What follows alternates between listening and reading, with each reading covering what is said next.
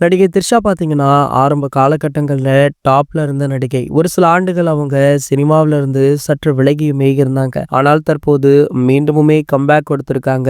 பெரிய பெரிய படங்கள் அனைத்திலுமே த்ரிஷா தான் ஹீரோயினாக நடிக்கிறாங்க. அஜித் சாருடைய கடைசி 2 படத்திலுமே த்ரிஷா தான் ஹீரோயின். விஜய் அவர்களுடைய லியோ திரைப்படம், பொன்னியின் செல்வன் அப்படின்னு பெரிய பெரிய பட்ஜெட் படங்கள்ல கமிட் ஆகி தற்போது மீண்டுமுமே கம்பேக் கொடுத்திருக்காங்க. தற்போது பார்த்தீங்கன்னா, கோலிவுட்டுடைய நம்பர் 1 நாயகியாக திகழ்ந்து கொண்டுமே இருக்காங்க. இந்த நிலையில த்ரிஷா அவர்களை சுற்றி எப்போதுமே ஒரு சில சர்ச்சைகளும் வதந்திகளும் இருந்து கொண்டு தான் இருக்கும். அந்த வகையில இவங்களுடைய திருமணம் பற்றி அவ்வப்போது பல கேள்விகள் சோசியல் மீடியாக்கள்ல கேட்பதுண்டு. ஒரு சில ஆண்டுகளுக்கு முன்பாக கூட த்ரிஷாவிற்கு நிச்சயதார்த்தம் வரை சென்று அந்த திருமணம் நடைபெறாமல் போச்சு. தற்போது பாத்தீங்கன்னா, நடிகை த்ரிஷா அவர்களுக்கு திருமணம் நடைபெற உள்ளதாகவும் மாப்பிள்ளை பிரபல தொழிலதிபர் ஒருவர் அப்படின்ற செய்தி சோசியல் மீடியாக்கள்ல படு வைரலுமே ஆகிட்டு இருக்கு. அது மட்டுமல்லாமல் இந்த திருமணத்தை நடிகை த்ரிஷா மிகவும் பிரம்மாண்டமாக நடத்திருக்காங்களாம். ஸோ அதற்காக ஒரு சில ஓடிடி பிளாட்ஃபார்மிடம் பேச்சுவார்த்தை நடைபெற்று வருவதாக சொல்லப்படுது. அதாவது நடிகை நயன்தாராவுடைய திருமணத்தை